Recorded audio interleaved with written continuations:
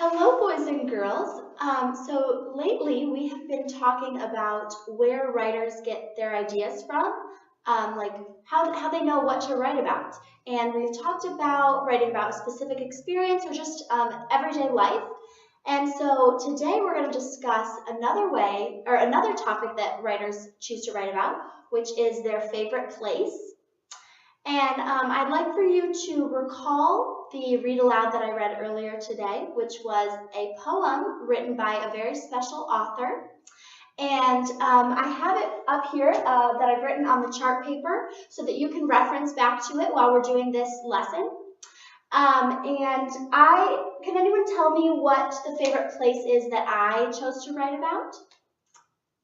You wrote about your grandma's house. Wonderful, yes. So, yeah, that is just one example of a favorite place that you can write about. Another one is if you go to a specific vacation home a lot, that could be a favorite place. Or it could even be something as simple as your own bedroom. That could be a favorite place that you could write about. Okay, so lately I've been noticing in our writing conferences that you guys are doing so well at coming up with new topics to write about.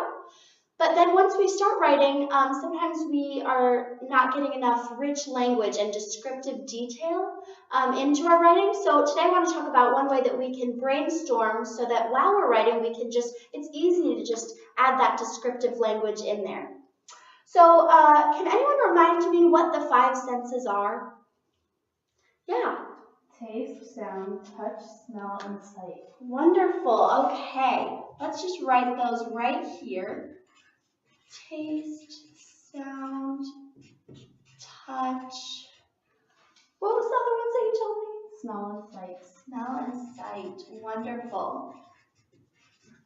We should all know those. We learned those in kindergarten, so those should be easy. So now I would like for anyone, you can read through the poem, and I'd like for you to raise your hand and tell me what of the 5 senses you could feel in the poem while you were reading it. Yeah, Clementina. You could taste the waffles. Wonderful. Big, tasty waffles. You could definitely taste that from my description. Okay, what else? You could hear the ringing bell. Wonderful.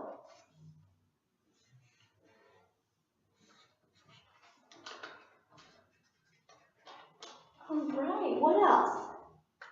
You could see stuff like the dog and the cat. Wonderful, yeah, so that is sight. Dog and cat, oh, wonderful. Could we see anything else? Was there any other visuals in it? There was a barn. Wonderful, a great big barn. No, that's a great big farm. She had a barn, wonderful. Actually, the great big farm would also be an example of what we can see. That is a good description. All right, wonderful.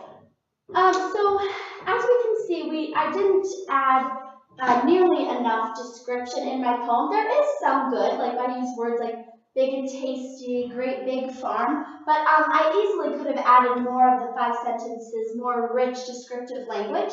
So I want to show you a way that you, before you even start writing, you can brainstorm some details for that writing.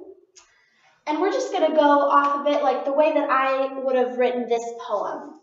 So we're going to start with a big circle in the middle and say, my grandma's house.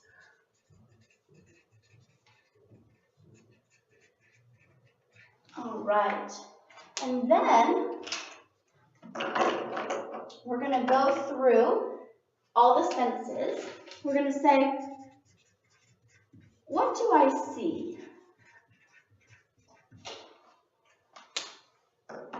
And then, what can I hear?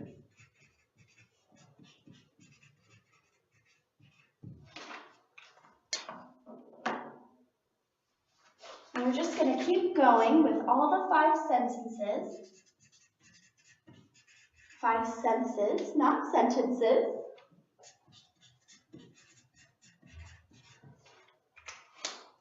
All right. And 2 more.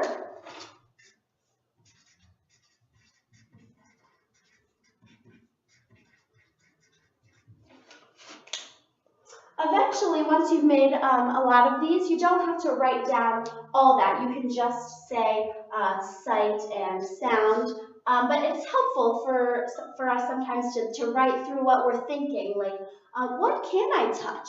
Like maybe if you're writing about the beach as your favorite place to be, you can touch the rushing waves and the sand in between your feet. That would be a great way to describe the beach. Touch. Smell? Yes, what can I smell? Okay, wonderful. So let's just go through. We kind of already did some, but I'm just going to show you how you would make this. So you can circle it and then you can do details like this, descriptive details. So we are just going to do one for this, and then I'm going to let you go off and make your own charts, your own brainstorming ideas. What do I taste? Waffles. Okay.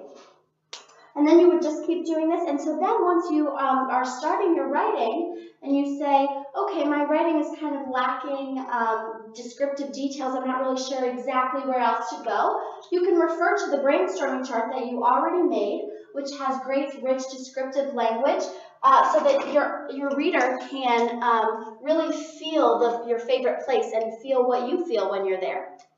All right, so now I'm going to send you back to your desks, and I would like for you to make your own brainstorming chart about a favorite place that you have. It can be anything that you want, and I want you to have at least 2 descriptive details per 5 cents. All right, thank you for being so attentive and helping me out by analyzing my poetry today. Okay.